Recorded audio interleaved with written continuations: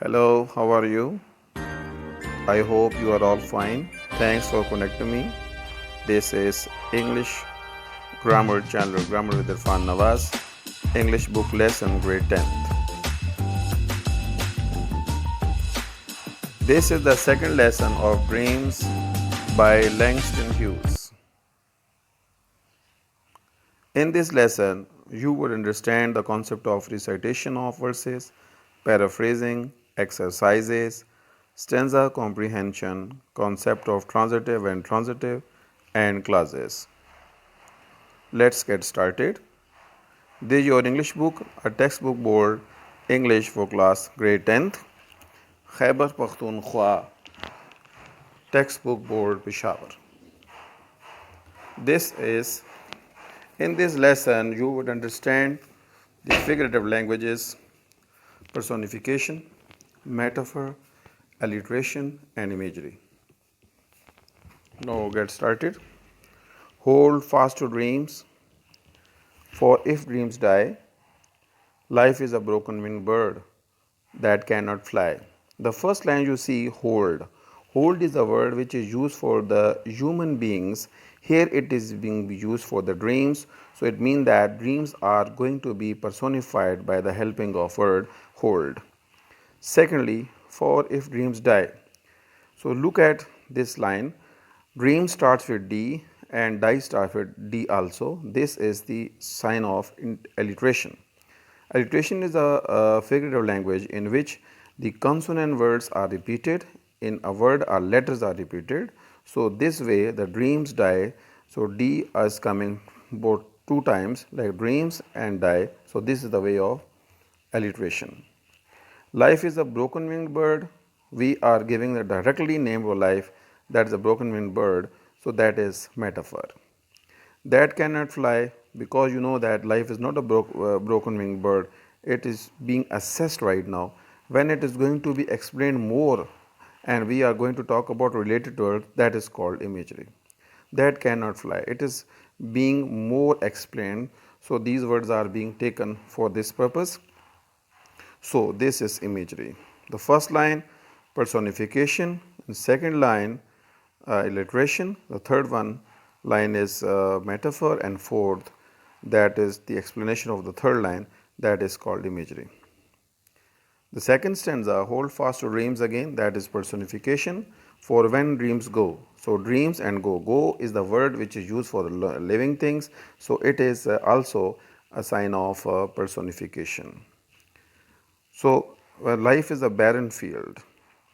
Life is a barren field, it is a metaphor, because and frozen with snow, it is imagery, because frozen with snow is being mentioned depending upon the barren field. It is being more explained. So the first line, hold fast to dreams, personification.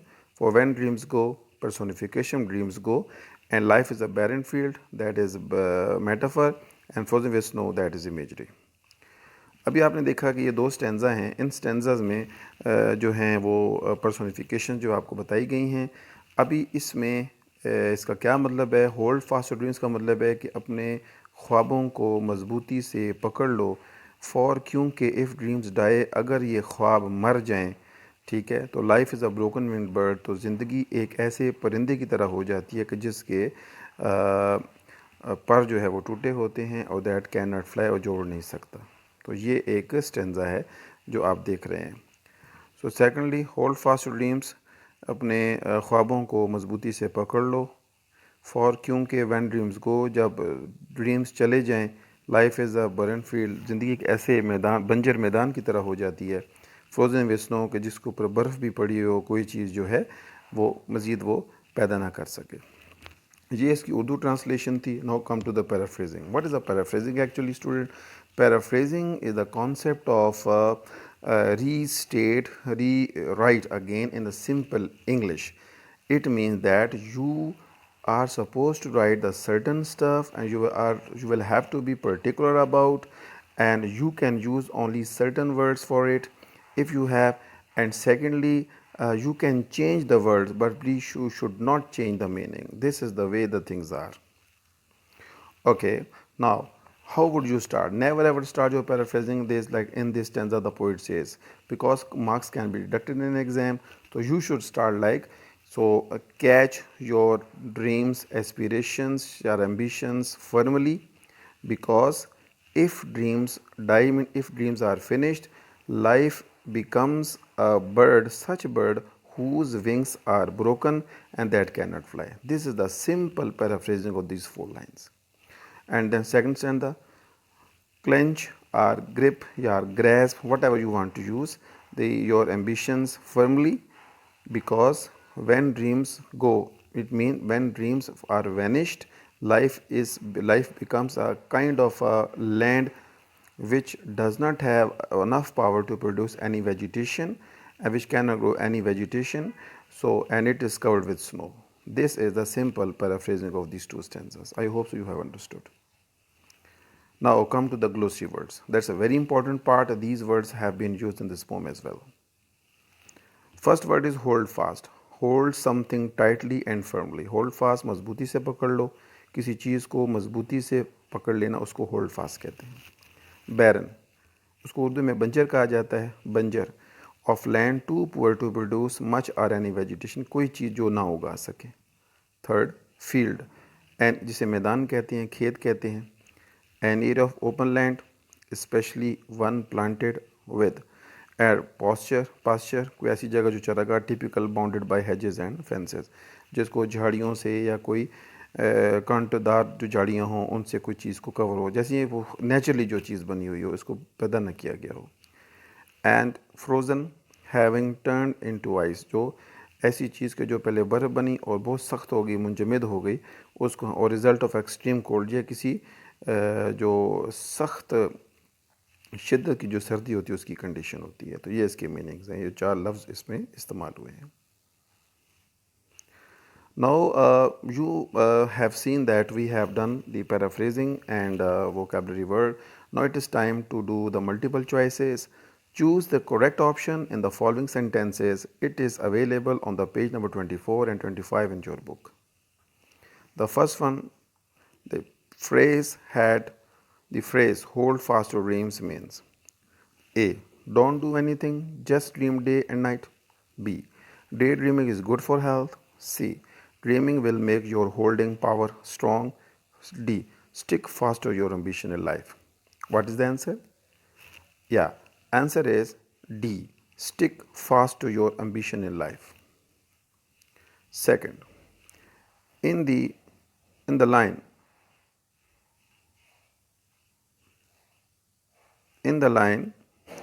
life is a broken winged bird, the poet uses the technique of metaphor, A.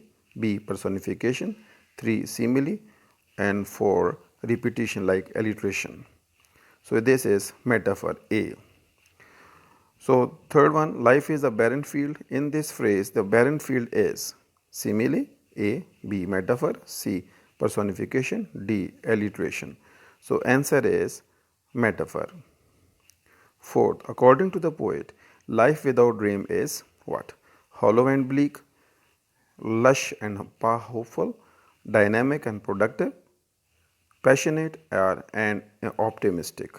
So answer is hollow and bleak. भी अगर ये dream इंसान की ज़िंदगी से निकल जाए तो ज़िंदगी खोखली और बेमज़ा हो जाती है. ब्लीक मीन टेस्टलेस, बेमज़ा, और हॉलो खोखली, जो अंदर से बिल्कुल ख़त्म हो, उससे से थोड़ी चीज़ नज़र आ रही हो. Number 5, according to the dreams, what will happen if the dreams die? The life will become easier to handle. 1. Life will appear as it is. No. And life will continue as normal. Life will be hopeless. While will be hopeless. जब dreams नहीं होंगे तो life क्या हो जाएगी? Hopeless हो जाएगी. Now come to the grammar exercises. Concept of transitive and intransitive verb. Student, transitive को फ़ेल मुतादी और फ़ेल इंट्रांजिटिव फ़ेल लाज़िम कहा जाता है. आप देख सकते हैं कि इसमें डू एज डायरेक्टेड है. ट्रांजिटिव सेंटेंसेस वो सेंटेंसेस होते हैं कि जो पैसिव में चेंज हो सकते हैं, यानी वो सेंटेंस जिसमें ऑब्जेक्ट मौजूद हो, जिसमें ऑब्जेक्ट यानी एक सेंटेंस में सब्जेक्ट होता है, फिर हेल्पिंग वर्ब, फिर मेन वर्ब, फिर ऑब्जेक्ट होता है. तो एक्टिव वाइज में अगर ऑब्जेक्ट तक सेंटेंस मुकम्मल हो तो वो ट्रांजिटिव होगा, फिर इसको हम पैसिव में चेंज कर सकते हैं। या अगर एक सेंटेंस ऐसा हो जिसमें सब्जेक्ट भी हो, हेल्पिंग वर्ब भी हो, मेन हो, लेकिन ऑब्जेक्ट ना हो, फिर आप उसे पैसिव में चेंज नहीं कर सकते, क्योंकि आपने रूल ये है पैसिव वाइज का कि आप एक्टिव से पैसिव में कि आप ऑब्जेक्ट को सब्जेक्ट बनाते हैं, सब्जेक्ट को ऑब्जेक्ट। तो जब आपके सेंटेंस में ऑब्जेक्ट नहीं होगा तो आप उसको पैसिव में चेंज नहीं कर सकते, तो लिहाजा वो इनट्रांजिटिव होगा। फाइन। तो ट्रांजिटिव इंट्रांजिटिव जो हैं basically they are the concept for creating converting the active into the passive. ठीक है, एक्टिव इनटू द पैसिव। दूसरा इसका रूल ये है, वो ये है पटाप का रूल जो है इसमें इस्तेमाल होता है। P for place, A for adjective, T for time expression mean time of adverb, A for adverb of manner and P for preposition. अगर ये 5 चीज़ें जिसका मैंने अभी जिक्र आपके सामने किया है, अगर ये 5 चीज़ें मेन वर्ब के फ़ौरन बाद आ जाएं तो वो सेंटेंस भी इन ट्रांजिटिव जो है वो कंसिडर किया जाता है, यानी पैसिव में चेंज नहीं हो सकता। ठीक है, अभी देखें एग्जांपल। पहला है choose the sentence that does not have an intransitive verb, यानी इन 4 सेंटेंसेस में से उस सेंटेंस का इंतखाब करें कि जिसमें इंट्रांजिटिव वर्ब नहीं है, मतलब ट्रांजिटिव है, ट्रांजिटिव की तलाश करनी है। नंबर 1 आई जॉग, इसमें ऑब्जेक्ट नहीं है। नंबर 2 द चाइल्ड गर्गल्स, इसमें भी ऑब्जेक्ट नहीं है, इंट्रांजिटिव है।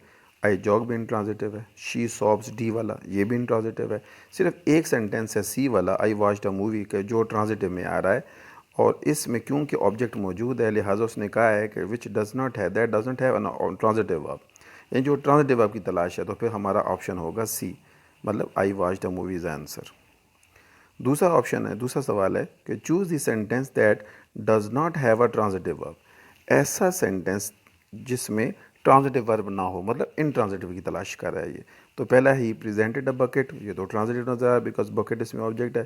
दूसरा ही वेव्ड हिज आर्म, ये भी हिज आर्म जो है इसमें ऑब्जेक्ट मौजूद है। तीसरा है शी अंडरस्टूड माई क्वेश्चन, ये भी इसमें ऑब्जेक्ट मौजूद है थर्ड में भी। और फोर्थ में देखें शी लाफ्ड हर्टली, जैसे मैंने बताया था पटाप के रूल के मुताबिक कि अगर मेन वर्ब के बाद एडवर्ब ऑफ मैनर आ जाए, ये देखें एडवर्ब ऑफ मैनर जो है इसमें इस्तेमाल हुआ है, इसमें एडवर्ब ऑफ मैनर जो है वो इस्तेमाल हुआ है।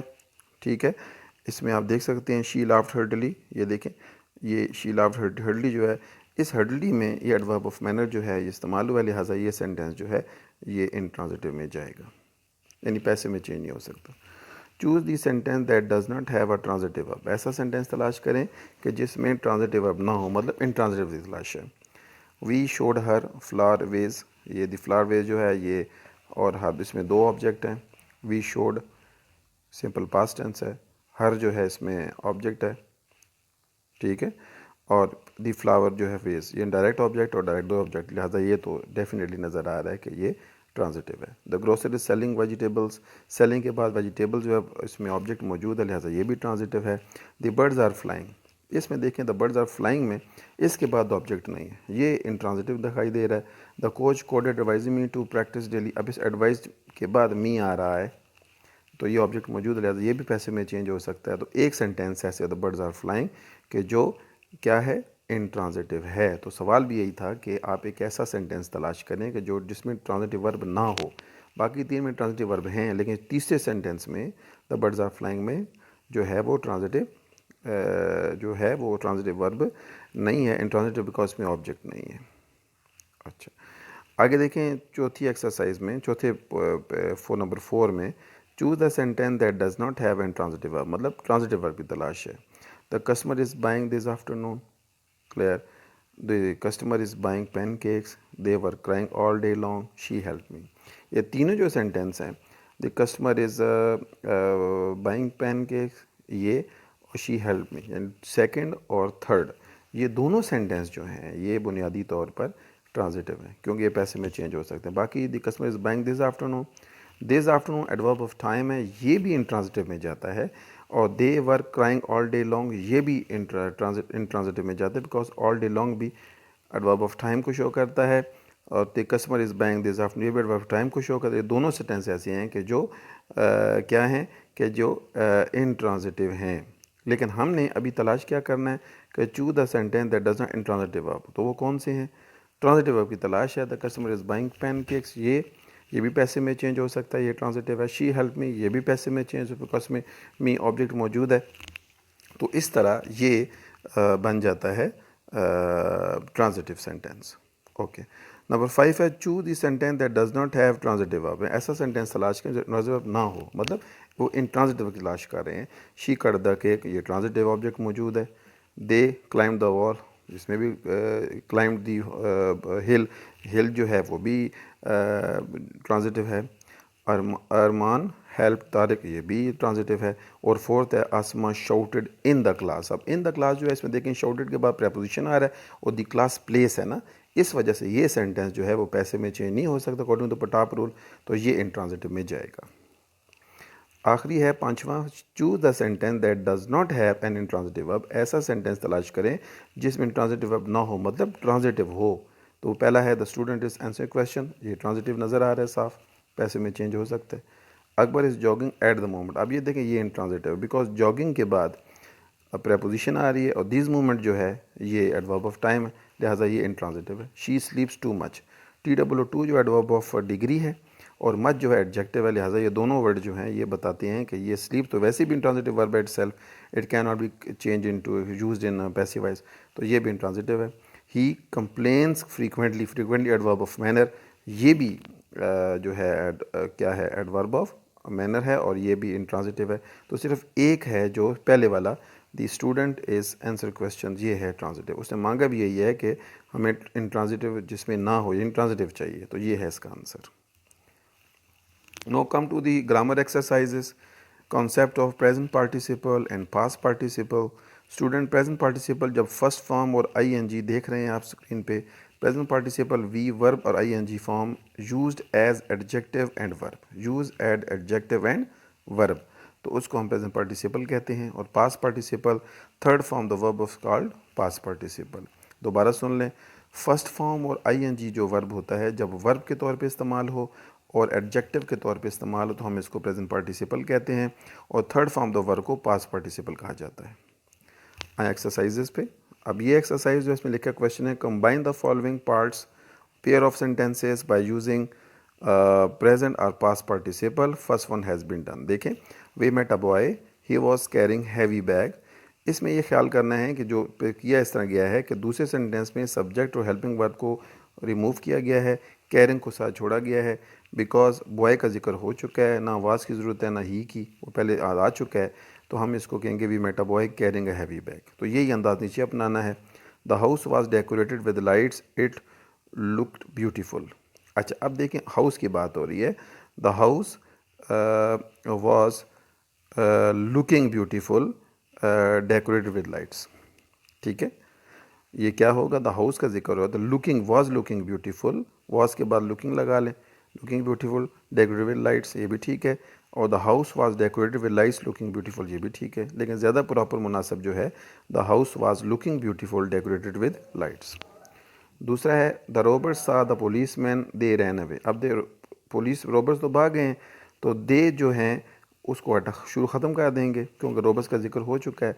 The robbers saw the police man, the robbers saw the police man running away. ठीक है, the robbers saw the police man running away, तो किसने देखा, रोबर्स ने देखा। ठीक है, the robbers saw the police man running away. Okay, दूसरा है, तीसरा है I found the door open, I went inside. अब इसमें आई पहले आ चुका है और वेंट को हम गोइंग में चेंज कर देंगे, प्रेजेंट पार्टिसिपल लगेंगे, आई found the door open going inside. ठीक है, द पुलिस सा the body, it was floating down the river. इसमें द पुलिस सा the body floating down the river, it was को हटा देंगे। Now the grammar clauses and three types. Now we are going to discuss about the clauses. What are the clauses actually? Clause is a group of words which has its own subject and own verb, which it means that which has own predicate. Okay, most of the clauses do not give a complete thought, they are incomplete thought, only main clause give a complete thought. But as far as the types are concerned, there are many types, and in these in grammar की जो classes हैं ये तकरीबन नामुकम्मल मतलब देती हैं। इनके साथ एक मेन क्लास होती है और एक सबऑर्डिनेट क्लास होती है। सबऑर्डिनेट क्लास जो है वो इनकम्प्लीट थॉट देती है, ठीक है, और मेन क्लास जो है वो उसके साथ जो है उसकी मदद करती है। तो इसकी 3 टाइप्स हैं। द मेन क्लास देखें, क्लासेस कम इन 3 टाइप्स। पहली है मेन, जिसका दूसरा नाम इंडिपेंडेंट क्लास है। क्लियर, इंडिपेंडेंट क्लास है। दूसरी क्लास सबऑर्डिनेट क्लास या सब डिपेंडेंट क्लास है। तीसरी रिलेटिव और एडजेक्टिव और नाउन क्लास है, ठीक है। तो इसके रिलेटिव क्लास में एडजेक्टिव या नाउन क्लास इस्तेमाल होगी। सबऑर्डिनेट डिपेंडेंट क्लास है और मेन क्लास जो है इंडिपेंडेंट है। अभी देखिए मेन क्लासेस में every main class will follow this pattern. Main class का ये पैटर्न होगा कि सब्जेक्ट आएगा, वर्ब आएगा, कंप्लीट थॉट होगा, इज अ कंप्लीट सेंटेंस, ठीक है। Example, lazy students always complain. अब इसमें एक स्टूडेंट है, एक सेंटेंस है, lazy students always complain. This sentence में सब्जेक्ट क्या है, स्टूडेंट्स है, और कंप्लेन वर्ब है। Water spilled over the glass and splash on to the counter. इसमें वाटर सब्जेक्ट है, इसमें स्पिल्ड और स्प्लैश इसमें वर्ब्स है। माई कैट लव्स मिल्क, इसमें कैट सब्जेक्ट है, लव्स वर्ब है। ये है मेन क्लास। आप पैटर्न देख चुके हैं, subject verb and complete thought. आगे है subordinate class. Subordinate class will follow this pattern. इसमें सबऑर्डिनेट कंजंक्शन पहले आएगा, फिर सब्जेक्ट आएगा, फिर वर्ब आएगा, और ये इनकम्प्लीट थॉट होगा। यानी इसको ये कंप्लीट थॉट नहीं देगा, इसके साथ मेन क्लास का होना ज़रूरी है। Subordinate conjunction, subject, verb and incomplete thought. देखिए आप sentence, when ever lazy students complain. When ever जो है इसमें सबऑर्डिनेटिंग कंजंक्शन है, क्लियर। उसके बाद स्टूडेंट्स इसमें सब्जेक्ट है, और कंप्लेन जो है इसमें वर्ब है। दूसरा sentence, as water spilled over the glass and splashed and on to the counter. As इसमें कंजंक्शन है, सबऑर्डिनेट कंजंक्शन है, वाटर सब्जेक्ट है, और स्पिल्ड और स्प्लैश इसमें वर्ब्स है। तीसरा सेंटेंस है, because my cat loves milk. इसमें बिकॉज जो है सबऑर्डिनेट कंजंक्शन है, ठीक है। सब्जेक्ट जो है माई कैट सब्जेक्ट है, क्लियर, और इसमें लव्स जो है ये वर्ब है। ये है सबऑर्डिनेट कंजंक्शन क्लासेस। इसमें अब आप ये सीखेंगे कि इनको हम किस तरीके से इस्तेमाल कर सकते हैं। इसके 2 तरीक़ेकार हैं। एक तरीका ये है कि मेन क्लास पहले आ जाए, फिर सबऑर्डिनेट क्लास बाद में या आखिर में, लेकिन दरमियान में कोई कॉमा नहीं होगा, ठीक है। चूँकि मेन क्लास पहले आएगी और सबऑर्डिनेट क्लास बाद में आएगी, और सबऑर्डिनेट कंजंक्शन चूँकि दरमियान में आ जाता है, इस वजह से ये कॉमा नहीं लगेगा। जबकि दूसरा स्टाइल जो है, ऑर्डर जो है, वो सबऑर्डिनेट क्लास पहले आएगी, फिर पंक्चुएशन कॉमा लगाएंगे, और उसके बाद आप मेन क्लास। इसके 2 अंदाज़ हैं, दोनों ठीक हैं, खाली कॉमे के लगाने के हवाले से थोड़ी सी आपको और मालूमात होनी चाहिए। अब देखें, whenever lazy students complain, इसमें कॉमा लग दिखाई दे रहा है आपको, ये देखें comma. Mister Rameez throws chalk eraser at their heads. ये हुआ एक स्टाइल है। इसमें whenever the lazy students complain, ये सबऑर्डिनेट क्लास है, और Mister Rameez throws chalk eraser at their heads, ये इसमें मेन क्लास है। Aamir ran for the paper व towels for towels as water sprayed over the and splashed onto the counter। इसमें main clause पहले है,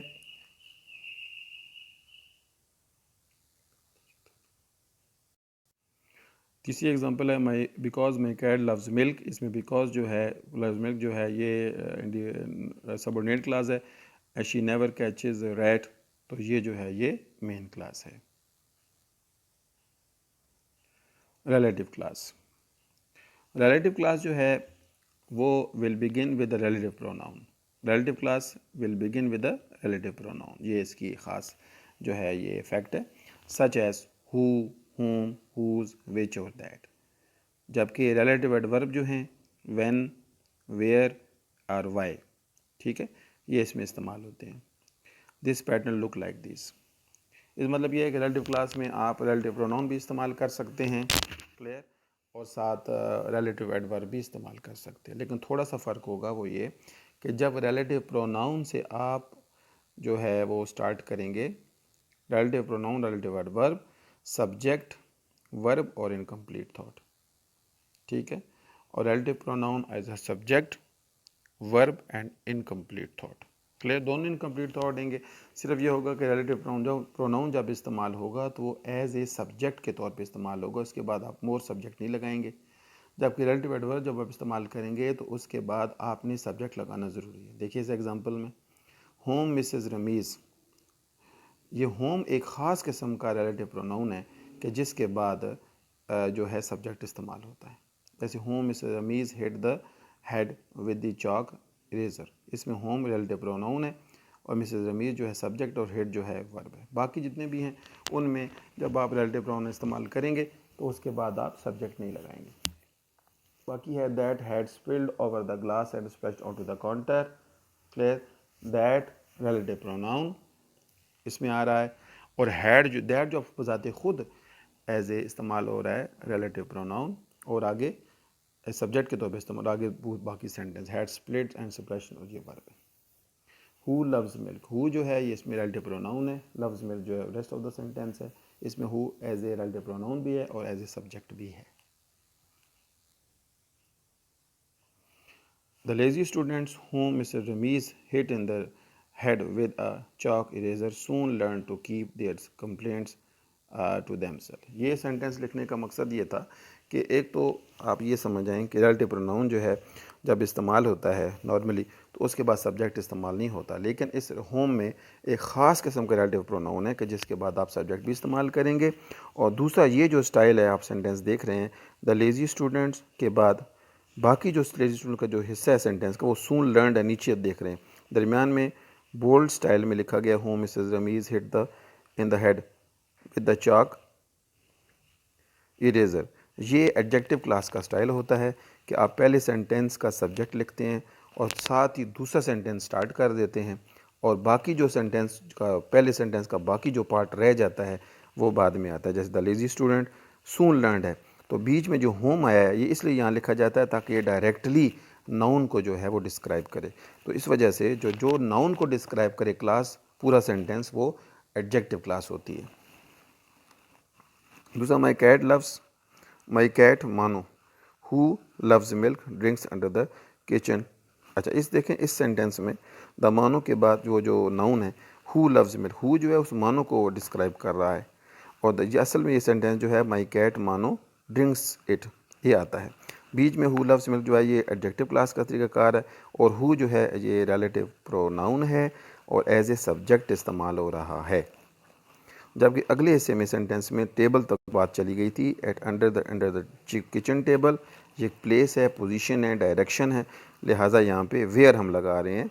वेयर शी इंजॉयज़ मतलब है कि रिलेटिव एडवर्ब, और रिलेटिव एडवर्ब को मैंने बताया था कि रिलेटिव एडवर्ब इस्तेमाल जब होगा तो इसके बाद लाजमन आप सब्जेक्ट इस्तेमाल करेंगे। तो देखें she enjoys it with a great enthusiasm, where के बाद इस्तेमाल हुआ है तो ये रिलेटिव एडवर्ब रिलेटिव क्लास होगी। Okay, Aamir ran to get paper towels for the water that had, आप देखें दैट यहाँ पे रिलेटिव प्रोनाउन है, ठीक है, और इसमें ये बजाते खुद सब्जेक्ट भी इस्तेमाल हो, इसके बाद सब्जेक्ट की ज़रूरत नहीं है। Had spilled over the glass and splashed on to the counter. ये आप एक्सरसाइज देखें, read the sentences and decide if the bolds words form dependent or independent clauses. Clear, अब इसमें आप ये देखते चले जाएं। अब इसमें देखें, इसमें आप read the sentences that decide if the bold words form are dependent or independent as relative clauses. तो पहला जो सेंटेंस है इसमें देखें ताहिर डिड हिज होमवर्क, ये जो है ये इंडिपेंडेंट सेंटेंस है because it is a complete sense, और बिफोर जो है ही वेंट टू बेड, ये तो बिफोर कंजंक्शन दूसरे सेंटेंस ही वेंट के साथ लगा, लिहाजा वो जो है वो सबऑर्डिनेट है, लिहाजा ये बोल्ड वाला जो है ये मेन है। Isn't that the woman who lives across the road from you? Clear, ये अब ये इसमें रिलेटिव क्लास जो है इस्तेमाल हो रही है इस वजह से कि इसमें हु जो है वो लफ्ज़ इस्तेमाल हुआ है।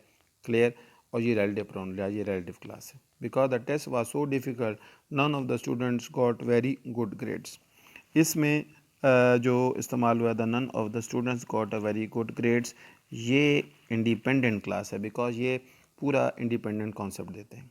She is very fit because she goes running every day.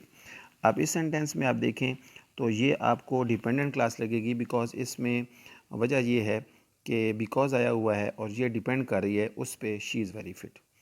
The police said the accident had that happened, अब ये देखें इसमें द एक्सीडेंट दैट हैपेंड ये रिलेटिव क्लास है बिकॉज इसमें दैट हैपेंड इस्तेमाल हुआ है। प्लूरल प्रोनाउन इस्तेमाल हुआ है।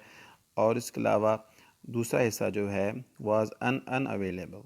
आई don't like mango Mondays, so I don't like Mondays, तो दिस इज मेन क्लास। ये तो कंप्लीट सेंस दे रहा है। Have you seen those people who we met, whom we met होना चाहिए, थोड़ी सी गलती है इसके अंदर, those people whom we met. तो इसमें जो इस्तेमाल हुआ है ये रिलेटिव क्लास है, बिकॉज होम जो है ये इस्तेमाल होता है एज ए रिलेटिव प्रोनाउन के तौर पर, और ये होम ये पहला वाहिद प्रोनाउन है जिसके बाद सब्जेक्ट भी इस्तेमाल होता है। आगे आता है can you tell me why you said that, can you tell me why you said that. इसमें ये इंडिपेंडेंट क्लास है, ये कैन यू टेल मी, ये तो वैसे जनरल है। Why you said me, why असल में यू के साथ इसमें लिहाजा वो सबऑर्डिनेट है। You shouldn't believe everything that you need, आप यू शुडंट बिलीव इसमें रिलेटिव क्लास में इसमें दैट इस्तेमाल हुआ है रिलेटिव प्रोनाउन के तौर पे, तो इस तरह ये इस्तेमाल कर सकते हैं। If you help me dependent class है, सबऑर्डिनेट क्लास है, because it depends on I will help you. तो ये है एक्सरसाइज जो आपने देखी है। Students, I hope so you must have understood the whole chapter, especially paraphrasing and explanation of the poem, clear? And after that you must have seen about the concept of subscribing, about the lessons, rules and all the stuff, okay? And especially इसमें एक चीज़ जो है वो आप अपने जहन में रख लें कि एक सवाल पेपर में आता है स्टेंजा कॉम्प्रीहेंशन का, जिसमें आपसे जनरल क्वेश्चन पूछे जाते हैं। अगर 4 लाइनों का स्टेंजा हो तो 4 जो हैं वो क्वेश्चन किए जाएंगे आपसे। तो सवाल ये भी हो सकता है, ज़्यादा आजकल जो सवाल ज़्यादा पूछे जा रहे हैं वो ये है कि what does line this line refer to, इस लाइन का क्या मतलब है। फिगर लैंग्वेज के बारे में पूछा जाता है, what is the figure language has been use in it, clear? Rhyming scheme पूछी जाएगी, ये पूछा जाएगा और ये पूछा जाएगा give the reference on the poem, कि ये स्टेंजा जो है ये किससे लिए कि किस पोम से। तो आप कहेंगे this poem has been, this stanza has been taken from the poem Dreams written by Langston Hughes, ये इसका आंसर है। और इसी तरह अगर ये पूछें hold fast dreams what does it mean, तो आप कहेंगे इट मीन्स टू ग्रिप और कैच योर एम्बिशन फॉर जो जिसके बारे में पूछा जाएगा उसका आंसर जवाब देंगे। तो इस तरह ये चार सवाल मुझे उम्मीद है कि आज की क्लास में फ़ायदा हुआ होगा। तो don't forget to subscribe my channel grammar with Irfan Nawaz on YouTube. Thanks for watching my video. Kindly like and share my video. Goodbye.